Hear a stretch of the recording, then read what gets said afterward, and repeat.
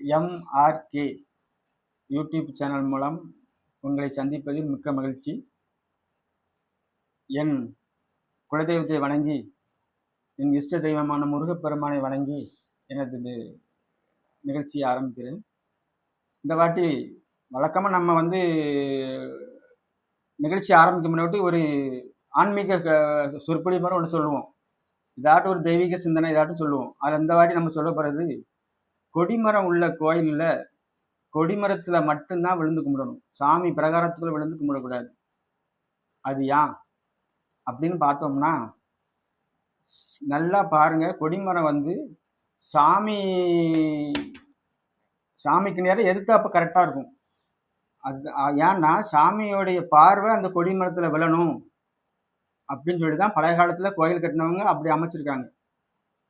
அப்படி இருக்கும்போது நம்ம அந்த கொடிமரத்தில் விழுந்து வணங்கும் போது அந்த கொடிமரத்தில் சாமியோட பார்வைப்பட்டு அந்த அருள் நேராக சூரியன் ஒளி மேலே இருந்து கீழே வரைக்கும் படுறதுனால நம்ம அதில் விழுந்து கும்பிடும்போது சாமியோட அருள் நம்மளுக்கு கிடைக்கும் அப்படிங்கிறது ஒரு ஐதீகம்தான். ஐதீகம்னாலே உங்களுடைய ஏற்கனவே போன தடவை சொல்லியிருக்கேன், அது ஒரு நம்பிக்கை.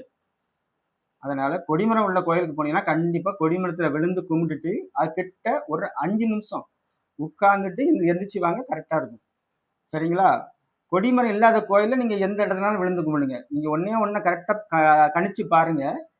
கொடிமரம் உள்ள கோயிலில் ஏற்றப்ப உள்ள வீடுகளோ ஒரு இடங்களோ பிரச்சனையாக இருக்காது. ஆனால் கொடிமரம் இல்லாத கோயிலில் பாருங்கள், கோயிலுக்கு முன்னாடி இருக்கிற வீடோ அந்த இடமோ ரொம்ப ரொம்ப பாலடைஞ்சவே இருக்கும். அவ்வளோ பார்வை சாமிக்கு உண்டு. அதனால நீங்கள் கொடிமரம் உள்ள கோயிலில் கொடிமரத்து முன்ன மட்டும் விழுந்து வணங்கி கிட்ட ஒரு 2 நிமிஷம் உட்காந்துட்டு எந்திரிச்சு வாங்க. சரிங்களா? சரி, ரைட். இப்போ வழக்கமாக நம்ம ஜாதகத்துக்குள்ள போயிடலாம். இது ஒரு பெண் ஜாதகம். இவங்க பிறந்தது 23/6/1989. பிறந்தது 12:05 மத்தியானம். பிறந்த ஊர் தூத்துக்குடி மாவட்டம் தான். சரி, இந்த பெண்ணு தாயோட ஆதரவு கூட கொஞ்சம் கிடைச்சிது. இந்த பொண்ணுக்கு தாய் மாம உறவே இவங்களுக்கு இது வரைக்கும் இல்லை. அது ஏன் இல்லை? இந்த வாரம் டாபிக் அதான். தாய் மாமன் ஆதரவு கிடைக்காத ஜாதகம் எப்படி இருக்கும் அப்படிங்கிறதுக்கு இன்னைக்கு ஒரு ஜாதக விளக்கம் சொல்ல போறேன், பார்த்துக்கோங்க. தாய் மாம ஸ்தானம் அப்படிங்கிறது 6வது இடம். அந்த 6வது இடத்துல பாவகிரகம் இருந்தாலோ, 6ஆம் வீட்டுக்கு அதிபதி கெட்டு போனாலோ, புதன் பாவகிரகங்களால் சூழப்பட்டாலோ, சந்திரன் பாதிக்கப்பட்டாலோ, தாய் வழி உறவுகள் வளர்ச்சி கம்மியாக இருக்கும். குறிப்பா தாய் மாம உறவுகள் இருந்தாலும் அதை வச்சு அவங்களுக்கு எந்த யூஸுமே இருக்காது. அதனால ஜாதகப்படி 6வது இடம் தான் தாய் மாம ஸ்தானம். அந்த 6வது இடத்துல பாவகிரகம் உட்கார்ந்து அந்த வீட்டுக்கு அதிபதி வக்ரம் ஆயிட்டுன்னா அவங்களுக்கு தாய் மாம ஆதரவு கிடைக்காது. இதுக்கு இந்த ஜாதகம் ஒரு உதாரணமா இருக்கும். இந்த ஜாதகம் கன்னி லக்கணம். இந்த லக்கணத்துக்கு இந்த லேண்ட், இப்போ நாங்கள் சைடில் ஒரு கட்டம் போட சொல்கிறேன், அந்த சைடில் உள்ள கட்டத்தில் லேண்ட் போட்டு கீழே ஒரு கோடு போட்டிருக்கும், அதுதான் லக்கணம். தெரியாதவங்க பார்த்துக்கோங்க. கன்னி லக்கணத்துக்கு அதிபதி புதன். அவர் இந்த ஜாதகத்தில் 9ல் இருக்காரு. 9 அப்படிங்கிறது ஒரு தர்மஸ்தானம், பாக்கியஸ்தானம், தெய்வீக ஸ்தானம். இந்த 9ல் லக்னாதிபதி இருக்கும்போது இவங்களுக்கு அந்த தெய்வத்தோட அருள் எங்கே போனாலும் கிடைக்கும் அப்படிங்கிறது ஒரு கணக்கு. அடுத்தப்ப இந்த ஜாதகத்தில் லக்கணத்துக்கு 4ல் சனி பகவான் இருக்காரு, வக்கரமா இருக்காரு. அடுத்தப்ப லக்கணத்துக்கு 5ல் சந்திரன் இருக்காரு, லக்கணத்துக்கு 6ல் ராகு இருக்காரு. நான் ஏற்கனவே முதல்ல சொல்லியிருக்கேன், 6வது வீடு தாய் மாமஸ்தானம். அந்த 6வது வீட்டில் ராகு இருக்கக்கூடாது அப்படிங்கிறத சொன்னேன் உங்களுக்கு. அது நான் பின்னாடி உங்களுக்கு சொல்லும்போது தெளிவாக விரிச்சு சொல்கிறேன். இப்போதைக்கு நீங்கள் அந்த கிரகத்தை கனெக்ட் பண்ணிக்கோங்க. 9ல் புதன் இருக்கு, புதனும் குருவும் 9ல் இருக்காரு. இதில் குரு அஸ்தமனம். 10ல் சூரியன் சுக்கிரன் இருக்காரு.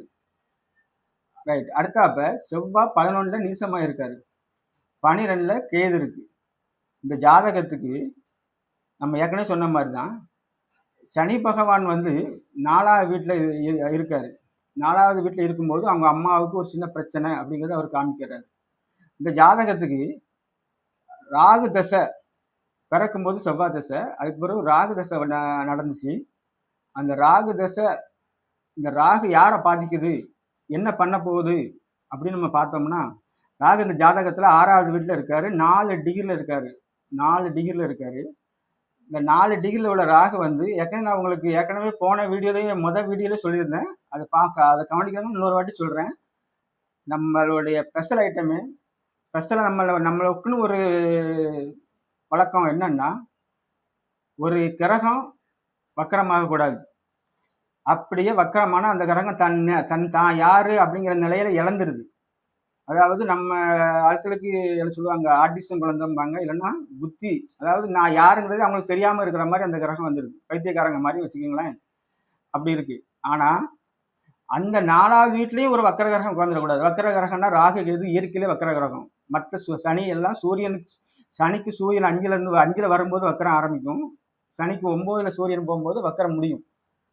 அதனால அந்த கிரகம் அப்படிப்பட்ட சூழ்நிலையும் அந்த கிரகம் இருந்து அந்த வீடு சுத்தமா பாதிக்கப்பட்டிருக்கும். இந்த ஜாதகத்துல 6வது வீட்டுல ராகு உட்கார்ந்து அந்த வீட்டுக்கு அதிபதி சனி வக்கரமானதுனால 6வது வீடு சுத்தமா கெட்டு போச்சு. அதோட மட்டும் இல்லை, இந்த ஜாதகருக்கு ராகு வந்து அந்த ராகுக்கு 5, 7, 9ல எந்த கிரகம் இருக்கு அப்படிங்கிறது நம்ம கவனிக்கணும். அதுவும் ஒரு தொடர்பு தான். அது ராகு கூட சேர்ந்த மாதிரி நம்மளுக்கு பலன். அப்படி பார்க்கும்போது ராகுக்கு 5ல சூரியன் சுக்கிரன் 2 கிரகமே இருக்கு. சரி, அப்போ இந்த சுக்கிரன் கூட ராகு சேர்ந்தா யோகமான பலன் தானே நடக்கணும். ஆனா நடக்கலை. அது ஏன்னா சுக்கிரன் 29 டிகிரியில் இருக்காரு, சூரியன் 8 டிகிரியில் இருக்காரு, ராகு 4 டிகிரியில் இருக்காரு. அப்போ ராகு கூட நெருங்கி இருக்கிறது சூரியன் தான், சுக்கிரன் இல்லை. அப்படியும் ராகுங்கிற கிரகம் சூரியனை பாதிக்குது. அப்போ இந்த ஜாதகத்துல ராகு தசை வரும்போது இந்த ஜாதகிக்கு சூரியன் அப்படிங்கிறது நம்மளுடைய தலைமை பண்பு குறிக்கிறது சூரியன். நம்ம சூரிய ஒளி நம்ம தலையில முதல்ல மேலே படுறது சூரிய ஒளி தான் படும். அப்படி இருக்கிறதுனால சூரியன் பாதிக்கப்பட்டா தலை சம்பந்தமான பிரச்சனை அவங்களுக்கு இருக்கும். இந்த ஜாதகிக்கு இப்போ வரைக்கும் தலைவலி பிரச்சனை இருந்துட்டு தான் இருக்கு. ஆனா ராகு தசை குரு புத்தியில தலை சம்பந்தமான ஒரு பெரிய பிரச்சனை ஏற்பட்டு 1 மாசம் ஹாஸ்பிட்டல் இருந்து ட்ரீட்மெண்ட் எடுத்துட்டு அதுக்கு ஒரு சரியாகி வந்தாங்க. அதுக்கு இந்த அளவுக்கு அவங்க சரியாகி வர்ற காரணம் என்ன? தலை சம்பந்தமான பிரச்சனை வந்துச்சு. ஆனா அதுல இருந்து எப்படி வெளியே வந்தாங்க அப்படின்னு பார்த்தோம்னா, லக்னாதிபதி கூட குரு இருக்காரு, லக்கணத்தை குரு பார்க்காரு. அப்போ இந்த ஜாதகருக்கு எவ்வளவு சோதனை வந்தாலும் இறையருளால இவங்க காப்பாற்றப்படுவாங்க அப்படிங்கிறது தட்சணாமூர்த்தியோடைய அருளால இவங்க காப்பாற்றப்பட்டு வந்தாங்க. அடுத்தாப்ப இந்த ஜாதகத்துக்கு திரும்பியும் அந்த போராட்டம் விடலை அவங்கள. இந்த ஜாதகத்துக்கு ராகு அவங்களுக்கு வந்ததுல இருந்தே ஒரே பிரச்சனை தான். அவங்களுக்கு நிம்மதியான வாழ்க்கையே அவங்களுக்கு கிடையாது. கடைசியில ராகு தசை சந்திர புத்தியில அவங்க அம்மா இறந்துடுறாங்க. ஏன் அம்மா இறந்தாங்க சந்திர புத்தியில? ராகுக்கும் சந்திரனுக்கும் என்ன சம்பந்தம்? 4வது வீட்டுக்கும் ராகுக்கும் என்ன சம்பந்தம் அப்படின்னு நீங்க ஜாதகம் தெரிஞ்சவங்க யோசிப்பாங்க. அதுக்கு தான் சொல்றேன், நான் ராகு இருந்த வீட்டுக்கு அதிபதி 4ல இருக்காரு, அது ஒரு சம்பந்தம். ஆனா அதே மாதிரி ராகு இருக்கிறது அந்த வீட்டுல 4 டிகிரி, ஆனா சந்திரன் இருக்கிறது 27 டிகிரி. இவங்க 2 பேருக்கும் உடல இருக்கிறது வெறும் 6 டிகிரி மட்டும்தான். அப்போ ராகு மறைமுகமா சந்திரன் கூடயும் தொடர்பு கொள்றாரு. அப்போ ராகு தசையிலேயே ஆல்ரெடியா வீக்கா இருக்கிற 4ஆம் வீட்டுக்கு அதிபதி எப்படி வீக்கா இருக்காரு? 4வது வீட்டுக்கு 6ல மறைஞ்சி, அதோட மட்டும் அவர் விடல, அந்த குரு சூரியன் கூட சேர்ந்து அஸ்தமனமா ஆயிட்டாரு. அந்த சூரியனை ராகு பிடிச்சிட்டாரு. அப்போ இந்த ஜாதகத்துக்கு ராகு தசையில அவங்க அம்மாவுக்கு பெரிய கண்டம் இருக்கு அப்படிங்கிறது உறுதி. அதனால ராகு தசை சந்திர புத்தியில இவங்க அம்மா இறந்துட்டாங்க. அதுக்கு பிறகு செவ்வாய் இந்த லக்கணத்துக்கு 8ஆம் வீட்டுக்கு அதிபதி. ராகு தசை செவ்வாய் புத்தியில இவங்க வந்து சொல்லையே மாளாத கஷ்டத்தை அவங்க அனுபவிச்சாங்க. செவ்வாய் 8க்கு அதிபதினால அசிங்கம், அவமானம், சாப்பாடு கீப்பாடு எல்லாமே கஷ்டம் அவங்களுக்கு. செவ்வாய் 8ஆம் வீட்டுக்கு அதிபதி நீசமானதுனால இவங்களுக்கு அந்த அம்மா இறந்து வந்த 1 வருஷமும் இவங்க வந்து ஒரு ஜெயிலில் வாழ்ந்த மாதிரி தான் இவங்க வாழ்ந்தாங்க. அதுக்கு பிறகுதான் குரு தசை வந்துச்சு. இந்த குரு இந்த லக்கணத்துக்கு யாரு? மாரகாதிபதி. 4க்கும் 7க்கும் கேந்திராதிபதி தோஷம் உள்ள குரு 4ஆம் வீட்டுக்கும் அவரு தான் அதிபதி. அப்படி இருக்கும்போது அந்த குரு வந்து சூரியனால அஸ்தமனம் ஆயிட்டார். அஸ்தமனம் ஆகும்போது அவருடைய வலு குறைஞ்சிரும். அந்த சூரியன் அஸ்தமனம் ஆகாட்டான் அந்த ராகதசை சூரிய புத்திலே இவங்களுக்கு பெரிய கண்டம் வந்திருக்கும், உயிர் கண்டம் கூட வந்திருக்கும். அந்த இவங்களை கொல்ல துடிக்கிற அந்த குருங்கிற கிரகம் அஸ்தமனம் ஆனதுனால அவர் வலிமை இழந்து அவரை வழி நடத்துறது சூரியங்கிறதுனால இந்த குரு தசைய பேக்ரவுண்ட் வந்து இயக்குறது சூரியன் தான். சூரியன் யார்? இந்த லக்கணத்துக்கு விரையாதிபதி. இந்த குரு யாரு? 4க்கும் 7க்கு அதிபதி அம்மாவை விரயம் பண்ணிட்டு அடுத்தாப்ப கணவன் ஸ்தானங்கிறது 7வது வீடு. 7வது வீட்டோடையோ 7ஆம் வீட்டுக்கு 8ஆம் வீட்டுக்கு அதிபதி சுக்கிரனோ வலுவா இருந்ததுனால கணவனை ஒன்றும் செய்ய முடியாது. ஆனாலும் சில விரயங்களை ஏற்படுத்திச்சு அந்த கணவருக்கு இந்த குரு தசை. நீங்க நல்லா கணக்கு பண்ணுங்க. ஒரு கிரகத்தை சூரியன் அஸ்தமனம் பண்ணும்போது அந்த சூரியன் செய்யற வேலையை தான் அந்த கிரகம் செய்யுங்கிறதுக்கு இது ஒரு உதாரணமான ஜாதகம். ஜாதகம் படிக்கிறவங்க இந்த இதை நல்லா யோசனை பண்ணி பாருங்க, உங்களுக்கு அது புரியும். புரியாதவங்க கமெண்ட் போடுங்க, நான் உங்களுக்கு சரியான விளக்கம் தரேன். ஆனா இவங்களுக்கு வந்து அந்த ராகு அந்த குரு தசை ஆரம்பிச்ச உடனே குரு சுக்கிரன் வீட்டில் உட்கார்ந்ததுனாலையும் குரு புத்திரக்காரங்கிறதுனாலையும் விரயஸ்தானத்துக்கு அதிபதியான சூரியனை போல அவர் நடக்கணுங்கிறதுனாலையும் அந்த சூரியன் வந்து விரையாதிபதிங்கிறதுனாலையும் சயன ஓகத்துக்கு காரகமான வீட்டுக்கு அதிபதிங்கிறதுனாலையும் அந்த சூரியனுடைய வேலையை குரு செய்யறதுனால இந்த பொண்ணுக்கு குரு தசை குரு புத்திலே கல்யாணம். 23 வயசுல கல்யாணம். ஏன்னா அந்த ஜாதகத்துல 7வது வீடு 8வது வீட்டுல பாவகிரகம் இல்லை. சுக்கிரன் பரிவர்த்தனை மூலமா சுக்கிரன் தன்னுடைய காரகத்தை கொடுக்க ரெடியா இருக்காரு. அதனால குருதச குரு புத்திலே கல்யாணம் முடிஞ்சு குருவுடைய இன்னொரு உயிர்காரகமான குழந்தையும் கிடைச்சது. இந்த ஜாதகர் வந்து இன்னொரு இதை சொல்ல மறந்துட்டேன். இவங்க ஜாதகத்துல 10ஆம் வீட்டுக்கு அதிபதி புதன். அந்த 10ஆம் வீட்டுக்கு அதிபதி 9லையும் 9ஆம் வீட்டுக்கு அதிபதி 10லையும் பரிவர்த்தனை ஆகியிருப்பாங்க. அப்போ அந்த எந்த கிரகம் அதிகமா சுபத்துவமா இருக்கோ அந்த கிரகத்தோட எண்ணங்கள் தொழில் தான் அவங்களுக்கு இருக்கும். இந்த ஜாதகத்துக்கு பரிவர்த்தனை ஆனதுனாலையும் புதன் கூட குரு சேர்ந்ததுனாலையும் குருவே அதிக சுபத்துவமான கிரகம். ஒரு ஜாதகத்துல படிக்கிற பிள்ளைகளுக்கு இதே மாதிரி எந்த கிரகம் ஜாதகத்துல அதிகம் சுபத்துவமா இருக்கோ அந்த கிரக லைன்ல அந்த பிள்ளைகளை கொண்டு போனா அந்த பிள்ளையோடைய வாழ்க்கை ரொம்ப நல்லா இருக்கும். இவங்க அதனால கம்ப்யூட்டர் ஃபீல்டான ஐடி ஃபீல்டை எடுத்து படிச்சாங்க. இந்த புதனுடைய ஃபீல்டு தான் கம்ப்யூட்டர் ஃபீல்டு. கணக்கு வழக்கு அக்கௌண்ட் எல்லாமே புதனுடைய ஃபீல்டு தான். இவங்க அந்த ஐடி ஃபீல்டு படிக்கிறதுக்கு இந்த புதன் தான் காரணம்.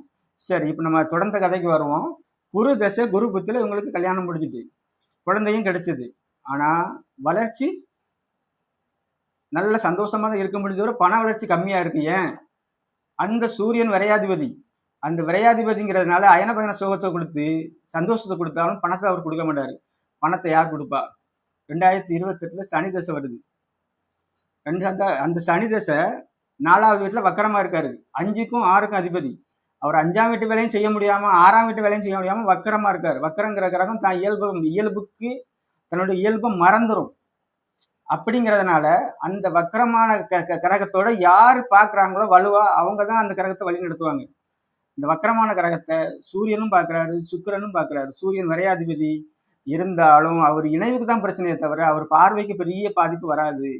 சுக்கிரன் பரிவர்த்தனை மூலமா ஆட்சி பண்ணி வலுவா அந்த சனியை பார்க்கறதுனாலையும் இந்த லக்கணத்துக்கு சுக்கிரன் 2க்கும் 9க்கும் அதிபதி அப்படிங்கிறதுனாலையும் பாக்கியாதிபதிங்கிறதுனாலையும் குடும்பஸ்தான அதிபதிங்கிறதுனாலையும் தனஸ்தானாதிபதிங்கிறதுனாலையும் இந்த ஜாதகருக்கு சனி திசையில ஒரு நல்ல நிம்மதியான வாழ்க்கை அமையும். நல்லா இருக்கும். அவ்வளவுதான், வேற ஒன்றும் பிரச்சனை இல்லை. இந்த ஜாதகம் வந்து உங்களுக்கு சொன்னது பிடிச்சிருக்குன்னா லைக் பண்ணுங்க. உங்களுடைய கருத்துக்களை கமெண்ட் பாக்ஸ்ல போடுங்க.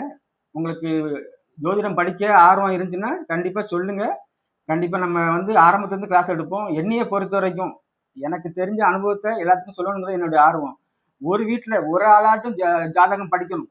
படிச்சாதான் ஒரு ஜாதகாரருக்கு தப்பா சொன்னா கூட அவங்க அதை புரிஞ்சுக்கிட்டு இல்ல நம்ம ஜாதகம் இப்படிதான் இருக்குங்கிற தைரியத்தை வர வைக்க முடியும். அதனால கண்டிப்பா வீட்டுல ஒரு ஆள் கண்டிப்பா ஜாதகத்தை படிக்கிறது ரொம்ப நல்லது. ரொம்ப ஈஸி. நீங்க அது ஆர்வமா இருந்தா ரொம்ப ஈஸியா படிச்சிடலாம். உங்க ஜாதகத்துல புதன் எந்த அளவுக்கு வலுவா இருக்கிறாரோ அந்த அளவுக்கு உங்களுக்கு ஈஸியா புரியும். அவ்வளவுதான். சரி, நன்றி, வணக்கம், வாழ்க வளமுடன், நன்றி.